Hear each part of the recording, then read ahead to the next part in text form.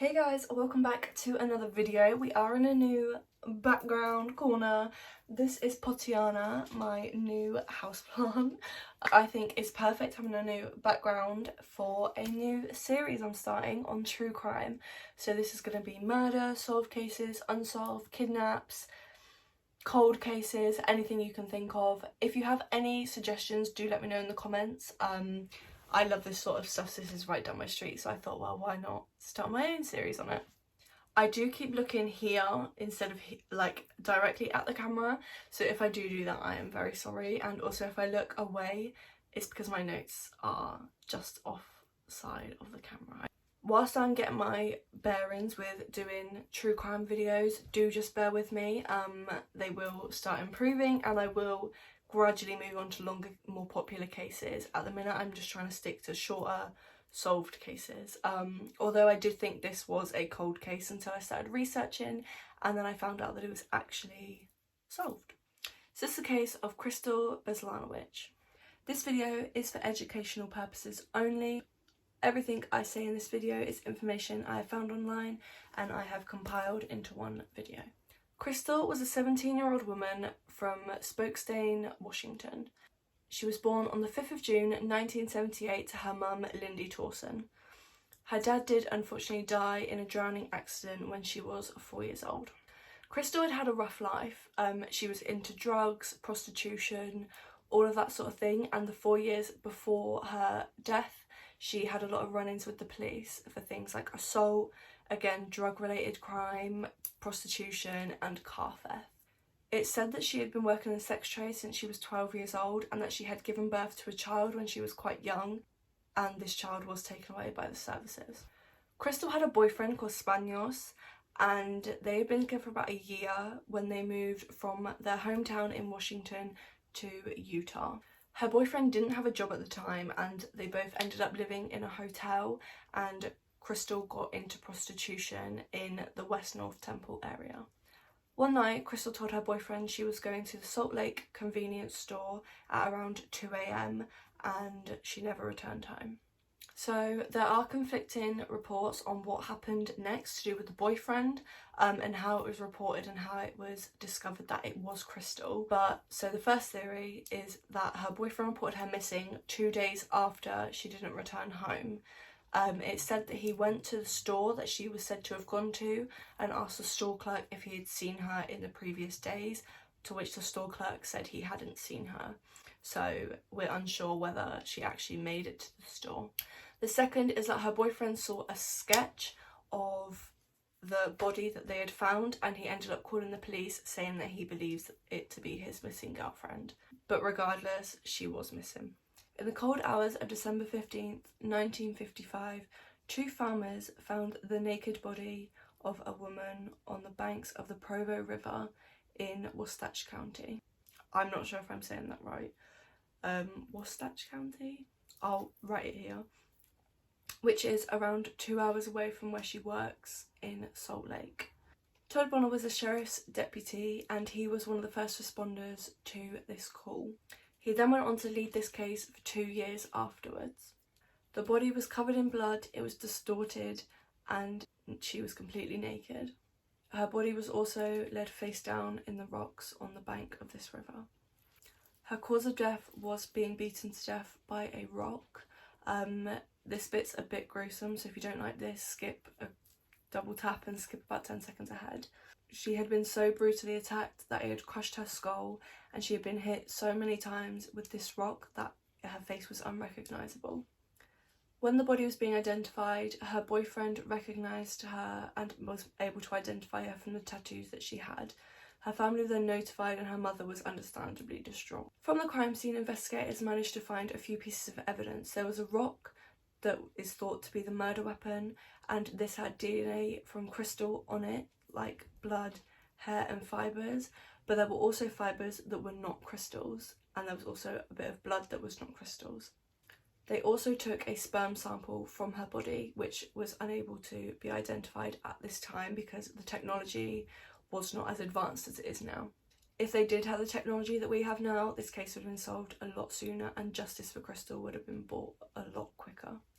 Like in any case, the police did question the boyfriend first, but he was cleared. Her boyfriend did mention that earlier that night she had been with a guy and they had gone out to get something to eat. The police, with any other mystery, did appeal for any information, but all tips did lead to a dead end. Detectives did start looking at a link between another prostitute who was murdered in that same area, but there was no resemblance in their case other than their job titles. And this woman who unfortunately lost her life was called Melissa Griggs, and she was found in the back of a car on November 23rd. Melissa was a 33-year-old woman, and her body too was partially nude. Detectives ruled it as murder but never released the actual cause of death, but they did say that she was not beaten. After this, the case ran completely cold for a long time. There was no technology to be able to decipher the DNA that was found on the evidence that they managed to pick up. There was no suspects, there was no CCTV or anything like that, and technology just wasn't as advanced as it is now in finding things like that. Bonner, the deputy sheriff, ended up moving on to other cases after leading this investigation for 2 years, but there wasn't a day that went by when he didn't think about this case. But in 2006, 11 years after this incident, they reopened the case. New technology in the state crime lab and Sorsen forensics had made it possible to examine that DNA that was picked up off the evidence way back in 1995. 2 full-time detectives were then assigned to the case as forensic technology kept improving.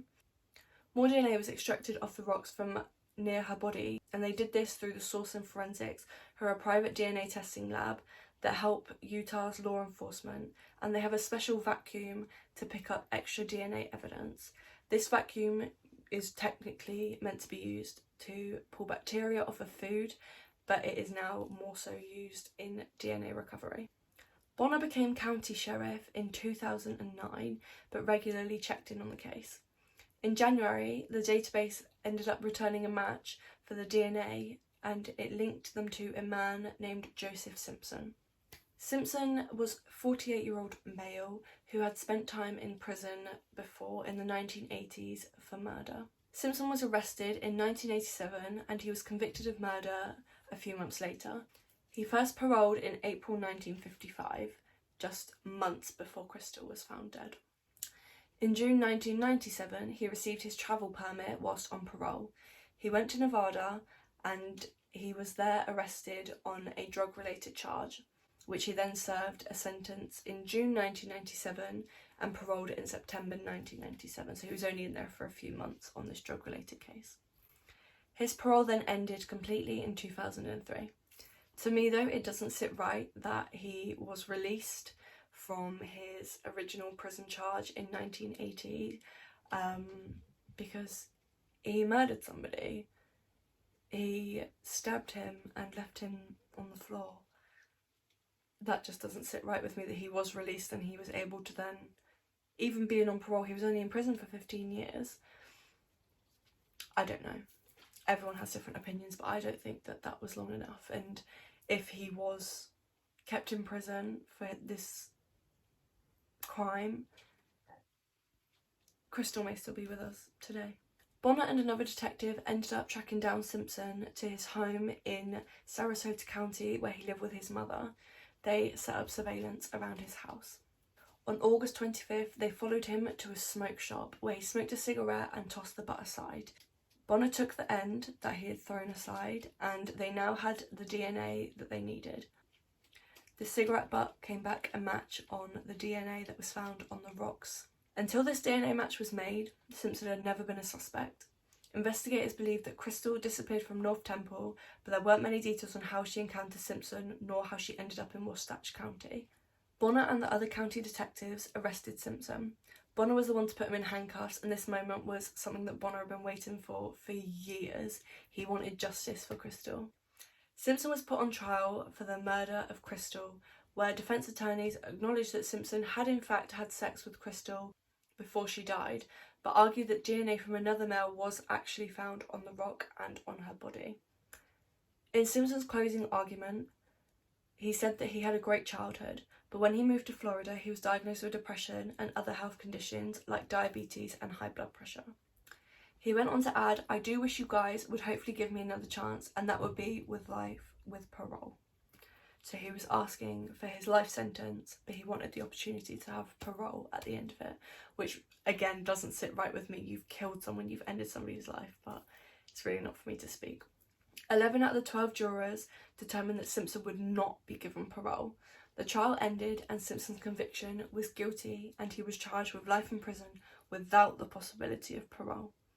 So to this day, Simpson is still in prison, rightfully so, with no chance of getting out. It's been 25 years now since Krystal was murdered, and for her boyfriend and her mother, not a day goes by where they don't think of her. I think this is such a sad case because I know it's hard, but there's nothing that tells us why Simpson did it. There's no reason for a 48-year-old man to end the life of a 17-year-old woman. It's a hard case just because of how little details there are and how little Simpson gave away. It's a difficult one, and it's heartbreaking that a 17-year-old didn't even get to live her life and it was ended by Joseph Simpson. Thank you all for watching this video. I am going to try and get into meatier cases. It's just hard at the minute. I'm just trying to work out and find my footing with all of this true crime stuff. But yeah, thank you so much for watching. I'll see you in the next one. Bye.